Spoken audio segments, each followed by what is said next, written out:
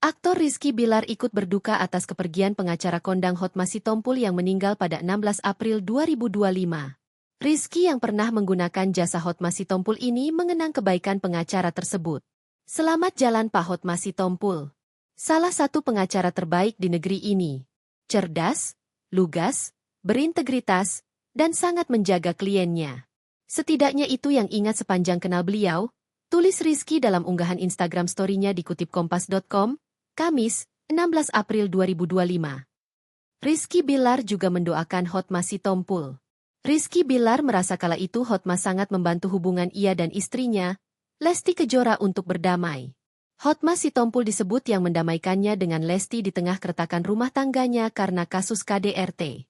Hal ini menanggapi komentar dari Leslar Lovers yang ikut memuji kebaikan Hotma. Ia benar-benar turut membantu sih. Bukan seperti orang yang terlihat membantu tapi kenyataannya sebaliknya, tutur Rizky Febian.